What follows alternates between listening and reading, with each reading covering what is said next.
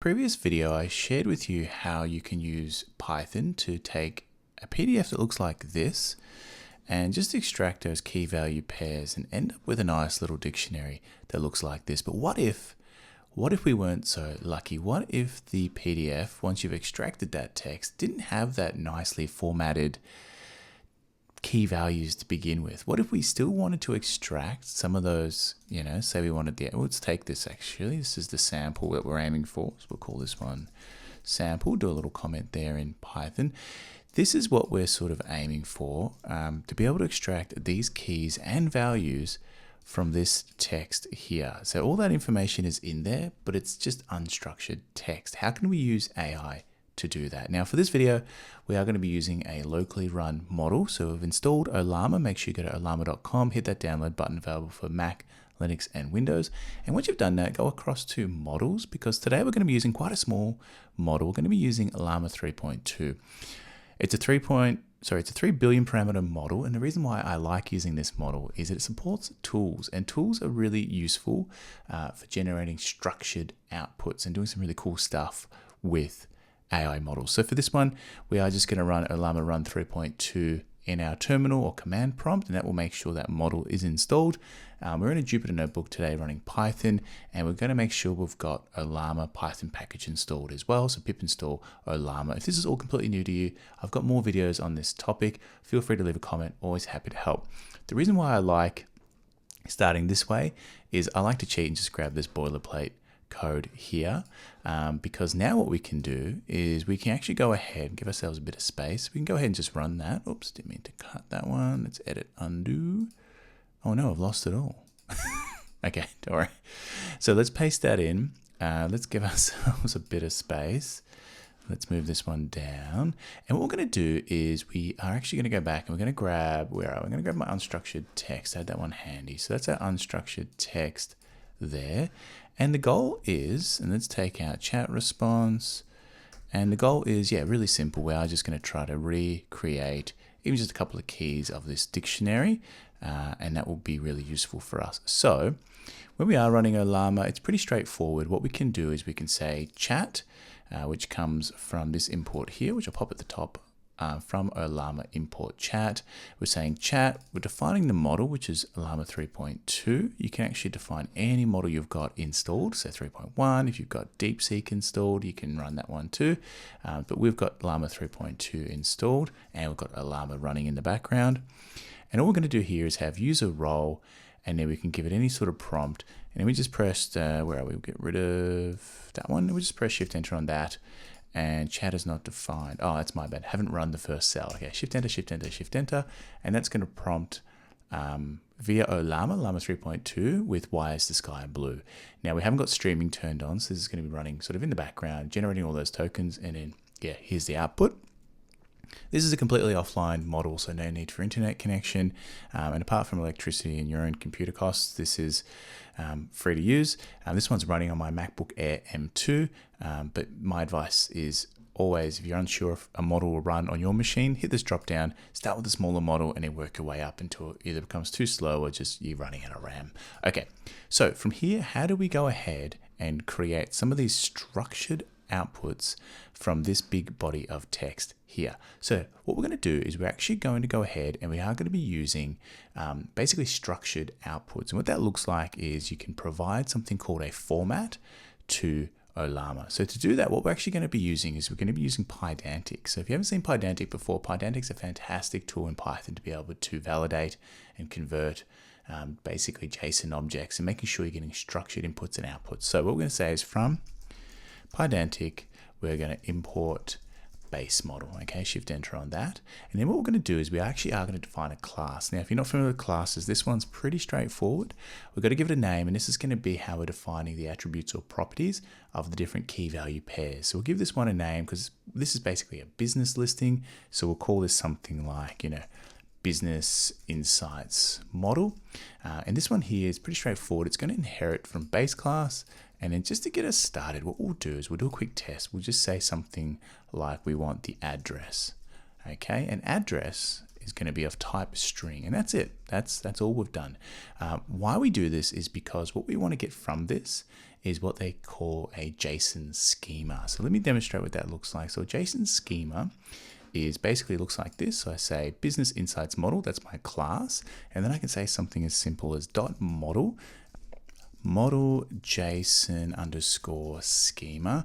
And that's all this is doing. So we don't actually need Pydantic. We don't need to create a base model. What we really need is this bit of magic here. But rather than us having to type all of that out, these couple of lines are a really easy way to do that. And if I had, for example, I wanted to take the account of the number of employees, I can then just add that in, and all of a sudden we've now got this updated with a whole new part of the schema talking about employees. But right now, let's just focus on extracting just a string for address out of this. And to do that, what we're going to do is we're going to cut that one away. We're going to scroll down, and under content, we're going to just leave that. We'll add in the unstructured text in just a moment. But what we're going to do is after our messages, so messages ends here, and we know it ends here because we've got a square bracket, and you can sort of see that first square bracket's highlighted there. I'm going to add a comma, and in there I'm just going to define a format, and that format is going to equal business insights model JSON schema, which is what we just displayed earlier. Now, giving some content, I'm going to give it the unstructured text without too much prompting. I am interested to see with just this information, so just the address part, can I extract the address without any other prompting. So what we're going to do is we are going to go ahead and we'll hit the run button on that. So shift enter on that one, give ourselves a bit more space, and then I'm going to paste in the response. And straight away, how is it done? Now let's have a look. It's giving us the address, but I think the address is a little bit much because the address is, it's got the email address. I haven't done too great of a job at sort of, giving it any other prompting. I've just given it some text. So let's try something a little bit different. Let's give it a prompt. We'll make this an F string, because what that will allow us to do is it will allow us to parse in this unstructured text as part of the prompting. So what I'll say is F123, give ourselves a bit of space, 1, 2, 3. I use 3 quotes because that allows us to be on multiple lines. And then what I'll say is something as simple as you are part of a business records keeping system, extract key values from the below business listing, and then we can say business listing, and then we can pass in our business listing. Now you'll notice here the order needs to be right, Adam, so let's fix that. Let's go ahead and give ourselves a bit more space, so we'll go +1 on that one, and then we can pass in the unstructured text, and all we need to do there is put that in some curly braces, and that allows us to just pass that in. So what that ends up looking like is, oops, let me get that in the first line. What's wrong with this one? Of course, I've missed the equal sign. Okay, shift enter on that. Okay, so we now have a variable called prompt, and then I'll shift enter on prompt. And if I print that one out, this is what the model will be receiving now. So a little bit different. You're part of a business records keeping system. That's okay.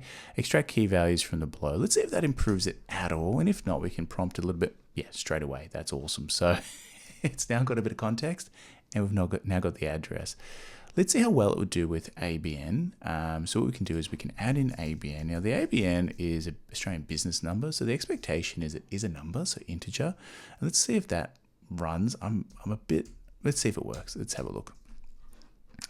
Okay, so now if I run that one, I'm expecting, I thought that might be the case. So because I've told the model it is an integer, if you look at this one here, it's actually stopping short. So I think if I allow this to be a string and then later convert it to an integer, I have a feeling it might get a bit better at parsing that.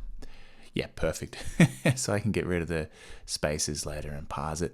Let's try a couple more. Let's see if we can get the website out of this. So we just say, give me the website. We'll make that a string. Shift enter a few more times.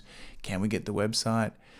Yeah, beautiful. Now, right now, I'm just printing this response, which appears to be just this one here.